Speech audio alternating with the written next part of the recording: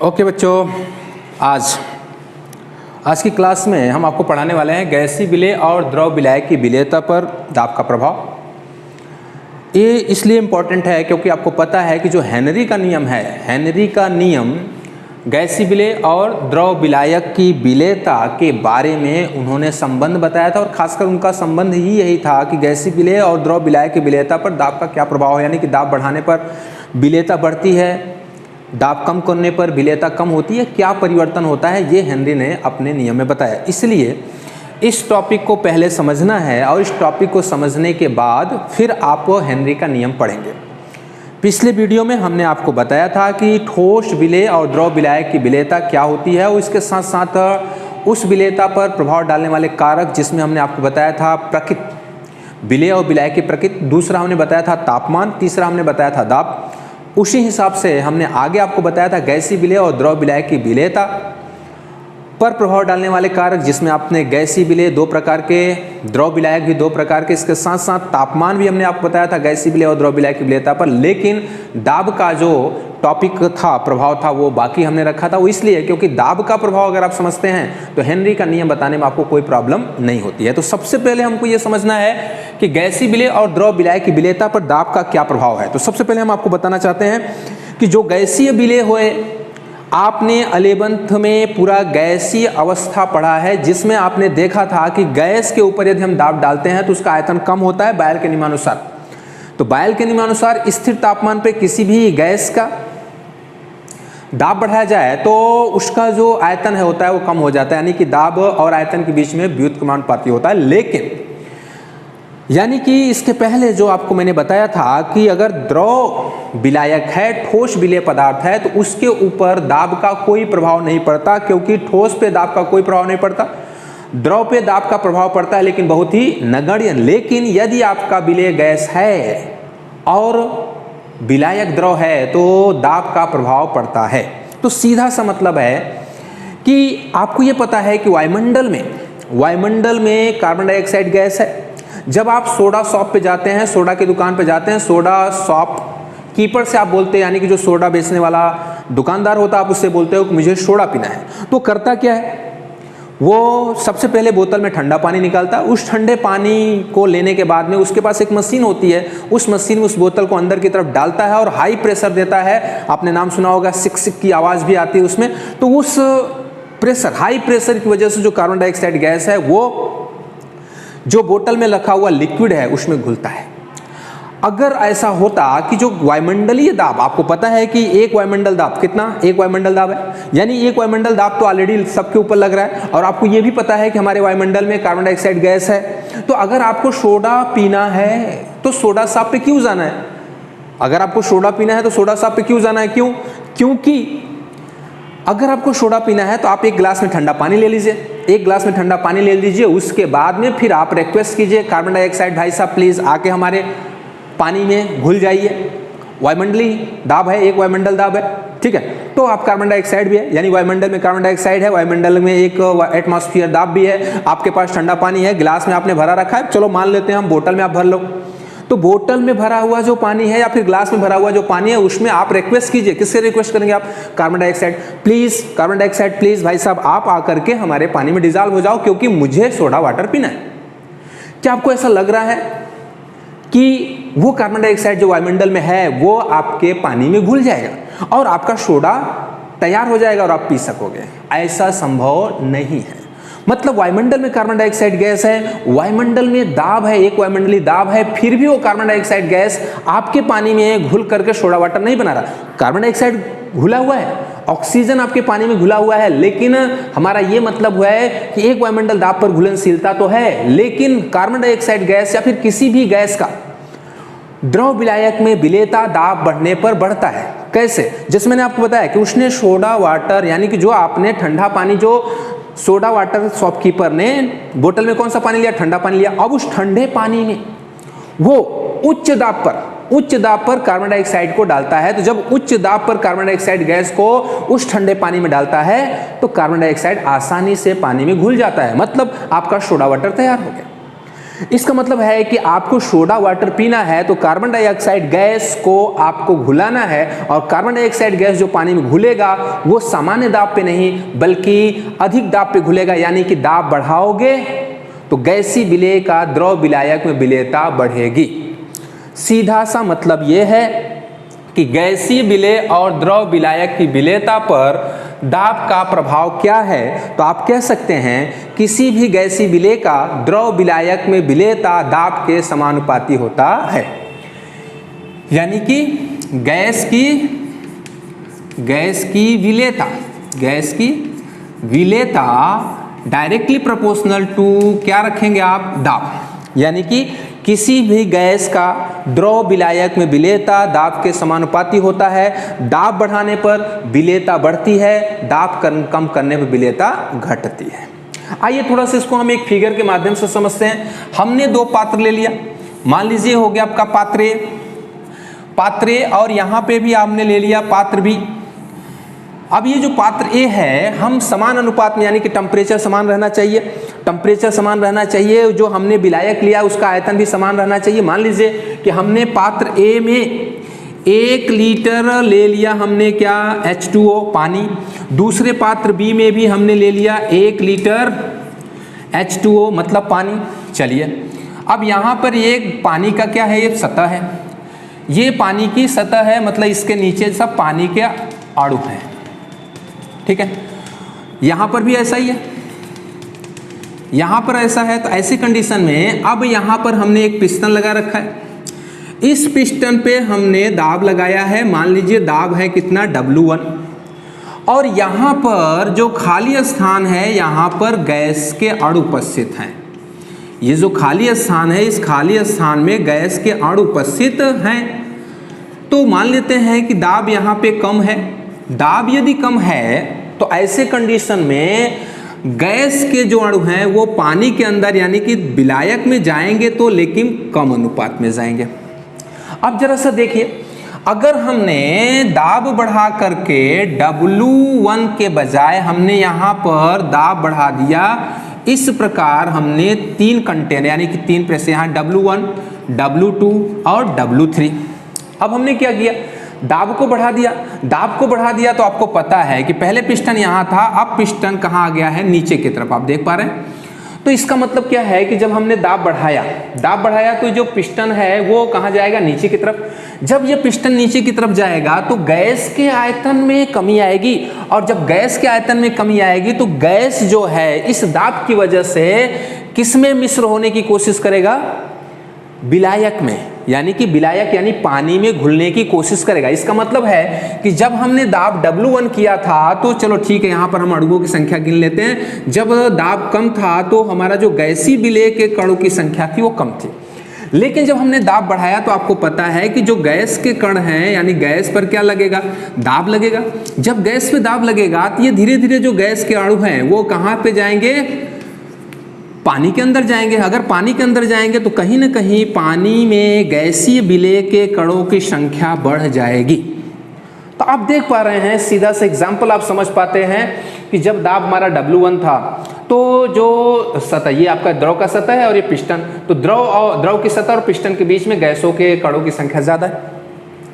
जब हमने दाब बढ़ा दिया W1, W2, W3 दाब बढ़ा दिया, तो ऐसी कंडीशन में सतह तो यही है, लेकिन जो गैसीय कण थे उनका आयतन क्या हो गया, कम हो गया। आयतन कम हो गया, दाब ज़्यादा हो गया, आयतन कम हो गया। तो ऐसे कंडीशन में ये जो गैस के अणु थे वो धीरे धीरे पानी के अंदर मिश्र होने लगे, जिसकी वजह से आप देख पा रहे हैं कि जब दाब कम था तो गैसीय अणुओं का द्रव विलायक में विलेयता क्या थी, कम थी। लेकिन जब हमने दाब बढ़ा दिया तो गैसीय अणुओं का द्रव विलायक में विलेयता अधिक हो गई, यानी कि गैसीय अणुओं का द्रव विलायक में संख्या अधिक हो गई। तो आपको मैंने बता दिया है कि दाब बढ़ने पर गैसीय विलेय का द्रव विलायक में विलेयता बढ़ती है, और दाब कम होने पर गैसीय विलेय का द्रव विलायक विलेयता घटती है। तो गैस की विलेयता दाब के समानुपाती, यानी कि दाब बढ़ाओ गैस की विलेयता बढ़ाओ, दाब कम करो गैस की विलेयता कम करो, ठीक है। अब हम आपको बताने जा रहे हैं हेनरी का नियम। तो अब हम आपको बताने वाले हैं हेनरी का नियम। तो हेनरी का नियम क्या है? मैंने अभी आपको बताया कि हेनरी का नियम दाब के साथ संबंधित है, यानी कि गैसीय विलेय का द्रव विलायक की विलेयता और दाब के साथ संबंध बताने वाला जो नियम है वो हेनरी का नियम है। यानी हेनरी नामक वैज्ञानिक पहली बार उन्होंने गैसीय विलेय का द्रव विलायक की विलेयता पर दाब का प्रभाव देखा। उन्होंने बताया कि निश्चित तापमान पर या स्थिर तापमान पर किसी भी गैसीय विलेय का द्रव विलायक में विलेयता उस गैस के आंशिक दाब के समानुपाती होता है।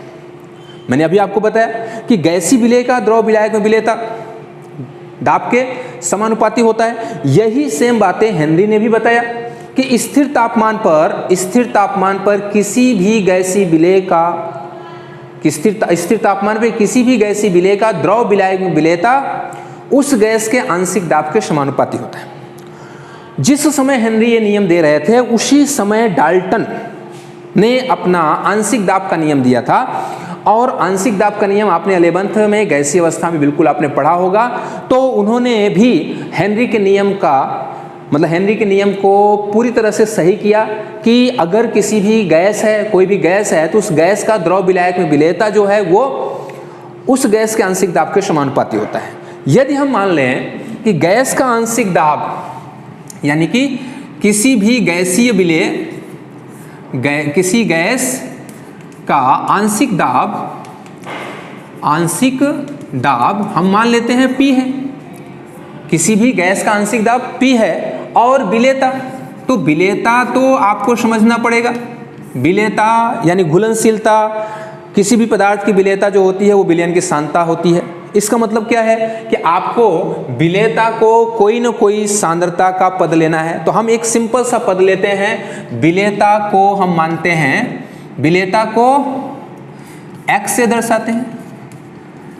तो विलेयता को x से दर्शाते हैं, मतलब x क्या है? मोल अंश। यानी कि अगर हम गैस का आंशिक दाब को P से दर्शाएं, विलेयता को मोल अंश से दर्शाएं, तो हेनरी के नियमानुसार P directly proportional to x, मतलब x को हमने क्या माना है? विलेयता, और P क्या है? दाब है। इसका मतलब क्या है? हेनरी के नियमानुसार स्थिर तापमान पर किसी भी गैस की विलेयता उस गैस के आंशिक दाब के समानुपाती होता है। ये आपको पता है कि अगर किसी भी समानुपाती चिन्ह को हमको हटाना होता है तो किसी न किसी स्थिरांक से हमको गुणा करना पड़ता है। तो ऐसे कंडीशन में अगर हम ये समानुपाती चिन्ह हटाते हैं तो हमें स्थिरांक का गुणा करना है। मान लीजिए हो गया आपका P is equal to K into x, P is equal to K into x, जहां पर जो K है वो समानुपाती स्थिरांक है। लेकिन सवाल यहाँ उठता है कि समानुपाती स्थिरांक कुछ भी हो सकता है, लेकिन ये नियम किसका है? ये नियम है हेनरी का। इसलिए इस समानुपाती स्थिरांक में उन्होंने अपना नाम जोड़ दिया, यहाँ पर रख दिया KH। तो KH को हम हेनरी कांस्टेंट कह सकते हैं, यानी जो KH है वो हेनरी स्थिरांक है, या फिर उसी को हम कह सकते हैं समानुपाती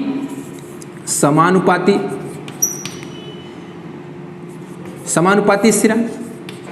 ठीक है, तो इस प्रकार मैथमेटिकल जो फॉर्म हो गया हेनरी के नियम का, तो P is equal to KH into x, जहां पर x जो है वो विलेयता यानी मोल अंश है, KH जो है वो हेनरी कांस्टेंट है, और P जो है उस गैस का दाब है। यानी दाब बढ़ाओ विलेयता बढ़ाओ, दाब कम करो विलेयता कम करो, सीधा सा मतलब है। यानी कि विलेयता और दाब के बीच में समानुपाती, ये नियम किसने दिया? हेनरी ने दिया।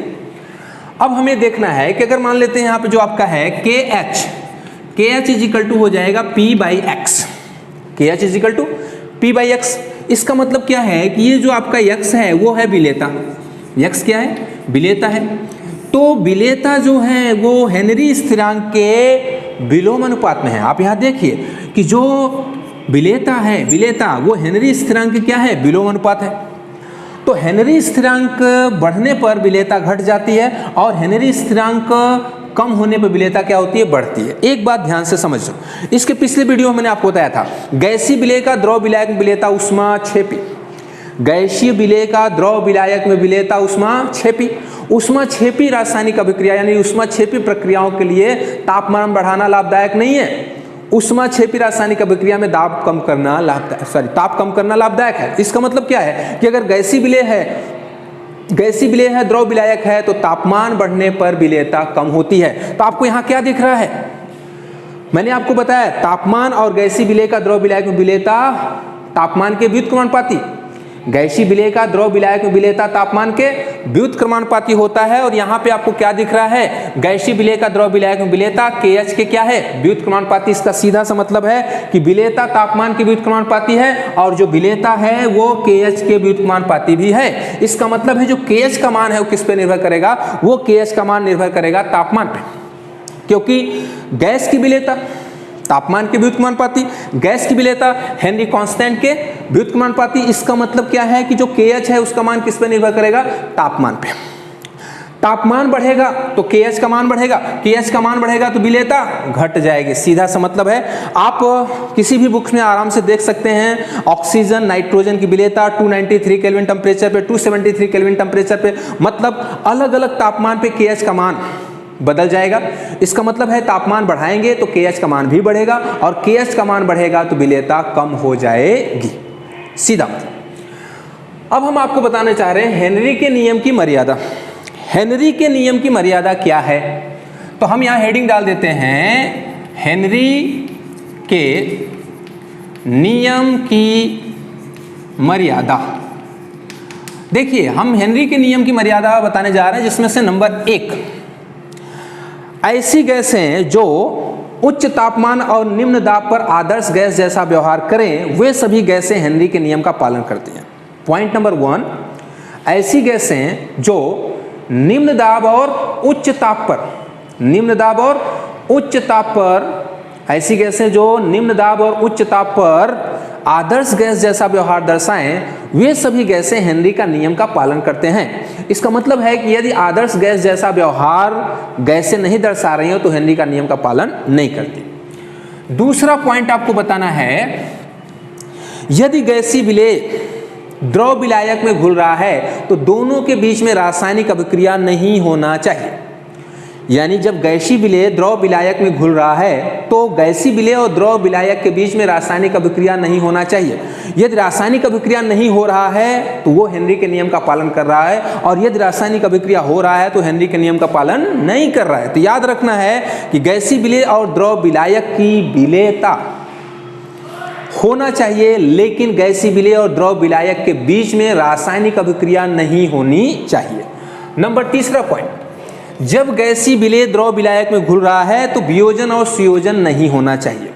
जब गैसीय विलेय द्रव विलायक में घुल रहा है तो वियोजन और संयोजन नहीं होना चाहिए। वियोजन और संयोजन का क्या मतलब है, जैसे मान लीजिए आप किसी गैस को पानी में घोल रहे हैं तो उसका विघटन नहीं होना चाहिए, उस गैस का विघटन नहीं होना चाहिए।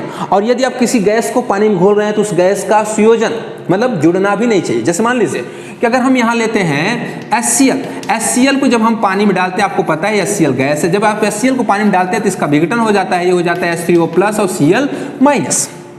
दूसरा, ये कौन सी प्रक्रिया हो गई, विघटन की प्रक्रिया हो गई। अगर हम यहाँ पे ले लेते हैं NH3 प्लस H2O, अगर इसको हम कर दें तो ये हो जाता है NH4OH। आप जरा देखिए कि ऊपर वाले में वियोजन चल रहा है, मतलब विघटन चल रहा है, ऊपर वाला जो HCl है वो टूट चुका है और यहाँ पे जो अमोनिया गैस है वो पानी के साथ जुड़ चुका है। इसलिए याद रखिएगा कि जब गैसीय विलेय को द्रव विलायक में घोला जा रहा है तो गैसीय विलेय और द्रव विलायक के बीच में संयोजन और वियोजन नहीं होना चाहिए, तो हेनरी का नियम पालन होगा। यदि संयोजन और वियोजन हो रहा है तो हेनरी का नियम का पालन नहीं होगा। और लास्ट पॉइंट आपका यह है कि हेनरी का नियम सिर्फ गैसीय विलेय और द्रव विलायक के लिए ही होता है।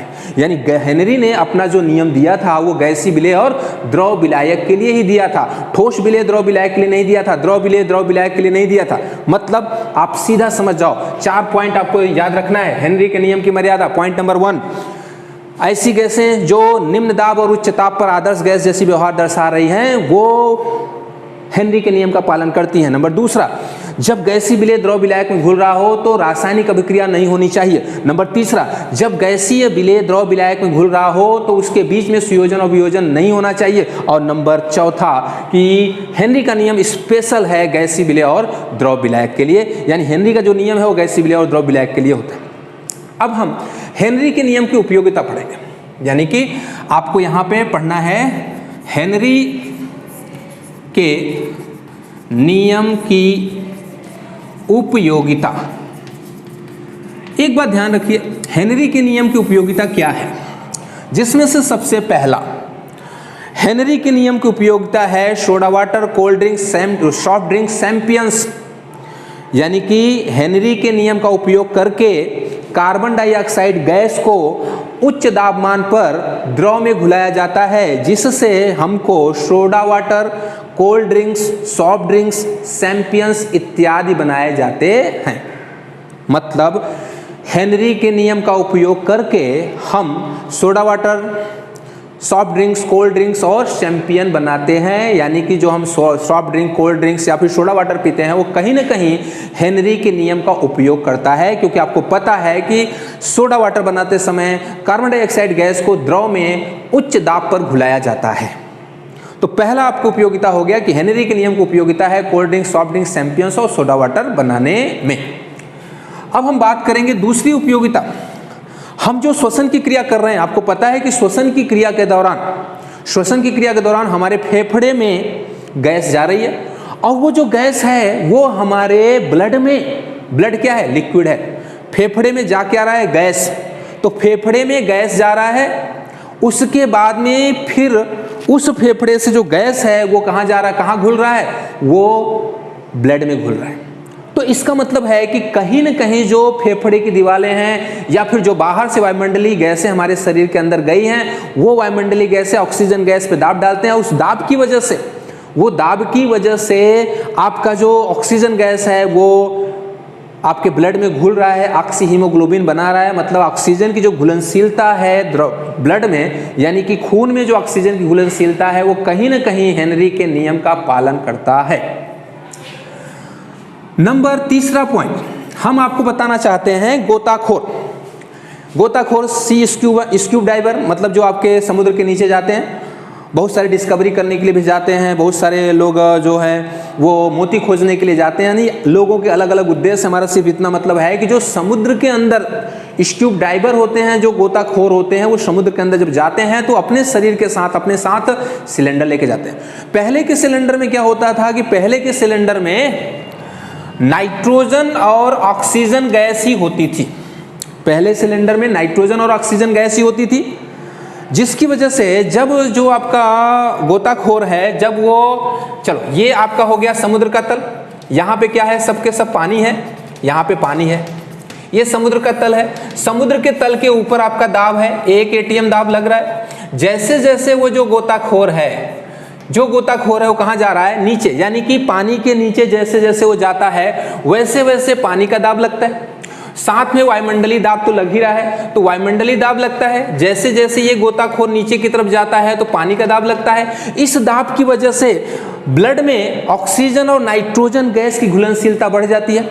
ध्यान से समझिएगा, इसकी वजह से नाइट्रोजन और ऑक्सीजन की ब्लड में घुलनशीलता बढ़ जाती है, क्योंकि दाब बढ़ने पर घुलनशीलता, गैसीय विलय का घुलनशीलता बढ़ जाता है।